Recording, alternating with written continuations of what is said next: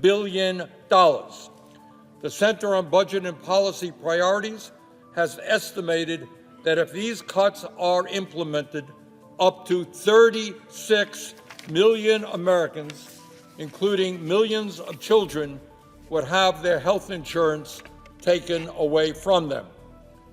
And let's be clear, when we have Republicans in the House passing a budget to make massive cuts in Medicaid, we're not just talking about throwing millions of kids off of the health care they need.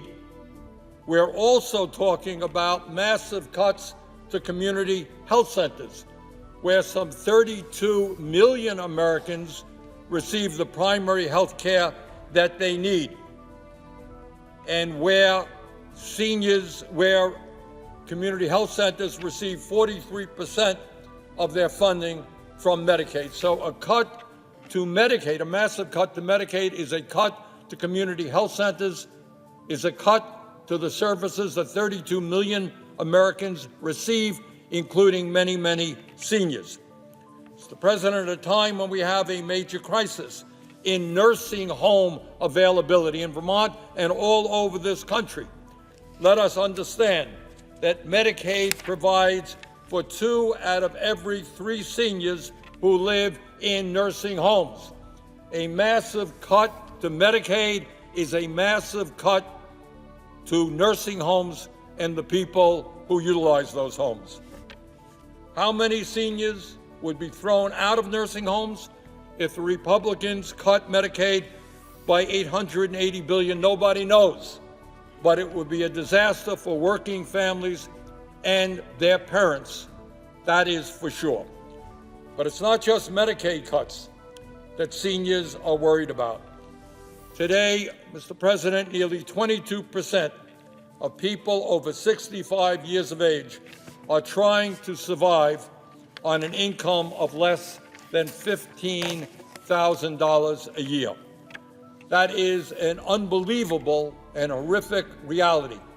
Imagine anyone in America, in any part of this country, let alone a senior citizen, trying to survive on $15,000 a year or less.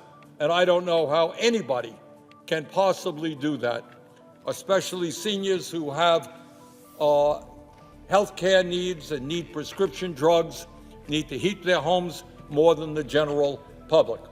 And it's not just seniors trying to get by on $15,000.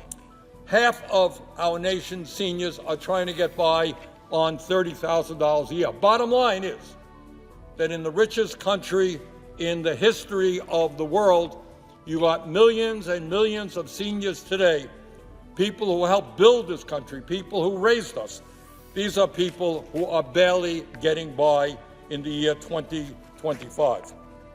Mr. President, according to the Organization for Economic Cooperation and Development, the OECD, the United States now has the dubious distinction of not only having one of the highest rates of childhood poverty in the industrialized world, we also have one of the highest rates of senior poverty compared to other wealthy nations.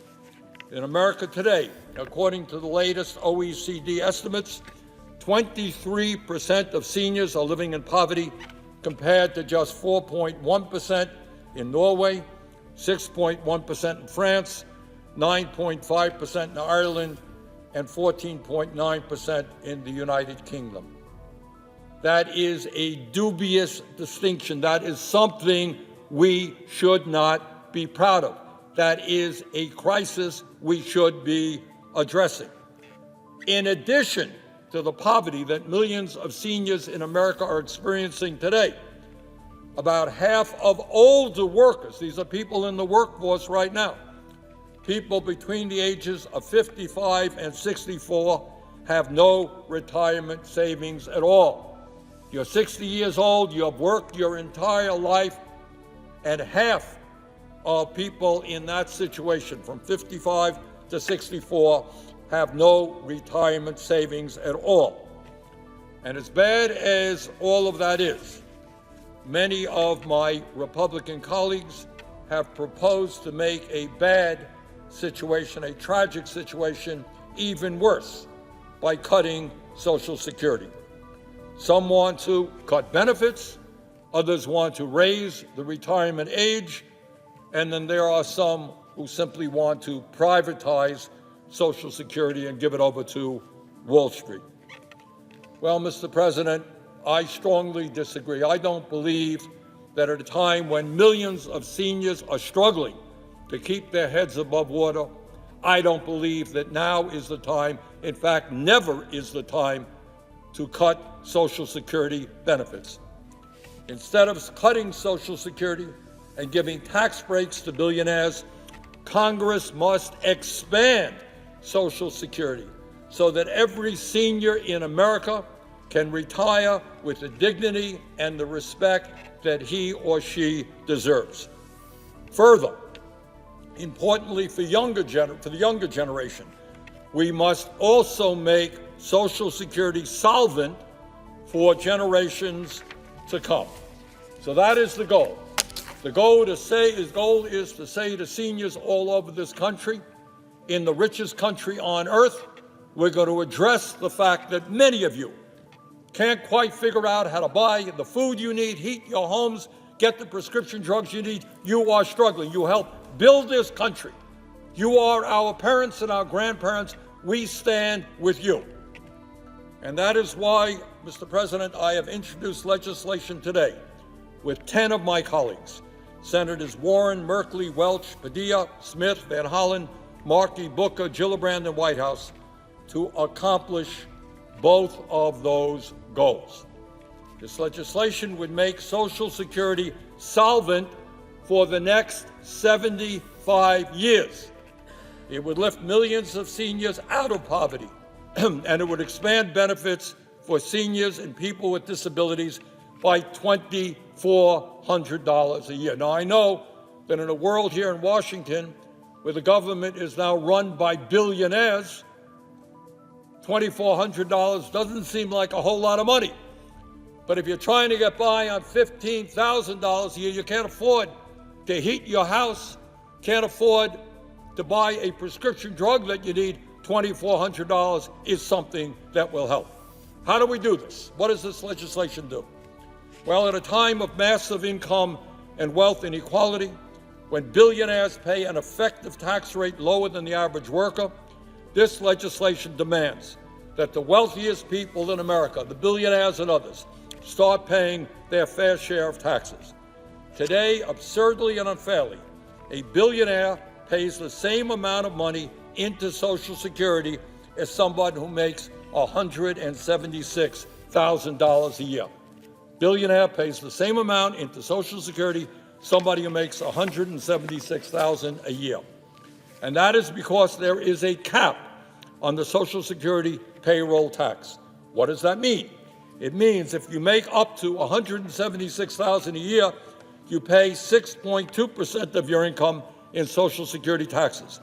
But if you make 10 times more, $1.7 million a year, you pay just 0.62% of your income in Social Security taxes.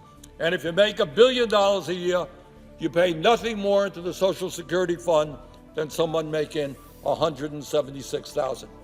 Now, that may make sense to somebody, probably to the billionaire class, but it does not make sense to me.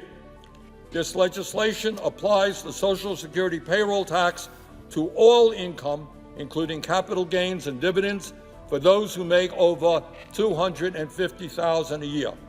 Under this bill, 91% of households in our country would not see their taxes go up by one single penny.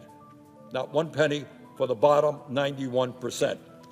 Not only is this legislation good public policy, it also happens to be precisely what the American people want.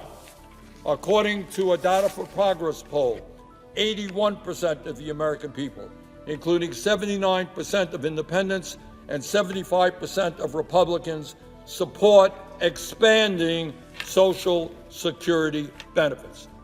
So in passing this legislation, it's not only good policy, it is precisely what Democrats, Republicans, and independents want.